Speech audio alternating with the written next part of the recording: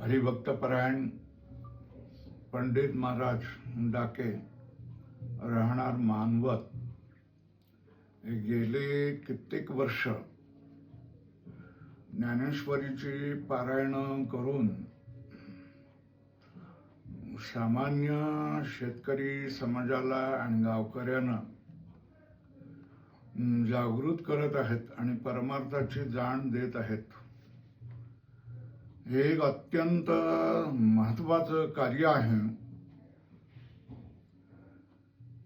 त्यांचा हा फिरता महोत्सव, ज्ञानेश्वरी पारायणाचा फिरता महोत्सव असतो.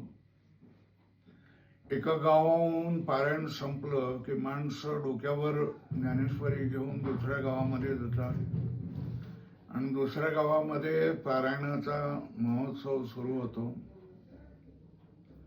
अशा तऱ्हेने दर वर्षाला 50 गावं सतत एका पाठोपाठ अशी करतात. आतापर्यंत त्यांनी 3-4 वर्षामध्ये एकूण 150 ते 200 गावामध्ये पारायणाचे महोत्सव ठेवलेले आहेत. आता त्यांनी फिरते पारायणाचा सांगता महोत्सव यावर्षी त्यांनी सेलू या गावामध्ये ठेवलेला आहे. आणि सेलू या गावामध्ये मोठा कार्यक्रम आहे आणि या मोठ्या कार्यक्रमाला अनेक मोठे मोठे कीर्तनकार हजेरी लावणार आहेत आणि आपला प्रवचन आणि कीर्तन करणार आहेत. याशिवाय पंडित महाराज डाके आणि त्यांच्या सहकारांचं एक उद्दिष्ट आहे की कमीत कमी 21,000 ना 21,000 पारायण वाचकांचा मेळावा या ठिकाणी बसवायचा आणि 21,000 लोकांतर्फे ज्ञानेश्वरीचं पारायण करून घ्यायचं.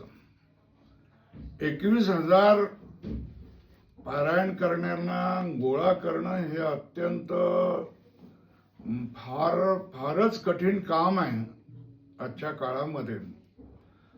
पण हे उद्दिष्ट या श्रेष्ठ सात्विक संतांनी ठेवलेलं आहे आणि हे उद्दिष्ट पूर्ण करण्याची जबाबदारी हे तुम्हा सामान्य लोकांची आहे. शाळेतले विद्यार्थी, शाळेतल्या विद्यार्थिनी, भजने, सुशिक्षित माणसं, गव्हर्नमेंटचे सरकारचे कर्मचारी, शिक्षक आणि इतरही ज्यांना लिहिता वाचता येत आहे अशा हजारो माणसांनी या महापारायण सोहळ्यामध्ये भाग घ्यावा अशी आम्ही हात जोडून तुम्हाला विनंती करतोय. या महापारायणामध्ये तुम्हाला एक वेगळा अनुभव नक्कीच येऊन जाईल आणि तुमच्या जीवनामध्ये एक नवी वाट तुम्हाला दिसल्याशिवाय राहणार नाही. तुमचं रोजचं जीवनही पारमार्थिक होईल, सात्विक होईल आणि परमेश्वराच्या पायापासून तुम्ही दूर होणार नाही. तुम्ही व्यसनापासून दूर व्हाल, अवदसेपासून दूर व्हाल, संकटापासून दूर व्हाल आणि ज्ञानेश्वर माऊलीची कृपा तुमच्यावर सतत बरसत राहील. तेव्हा आम्हा सगळ्यांचंच आग्रहाचं तुम्हाला निमंत्रण आहे की हा कार्यक्रम किरकोळ आहे असं समजून याच्याकडे दुर्लक्ष करू नका. हा एक महाअनुभव आहे आणि या महाअनुभवाचे तुम्ही साक्षीदार बनण्यासाठी तुम्हाला यावंच लागेल. तुम्ही यावं अशी आग्रहाची विनंती करतोय.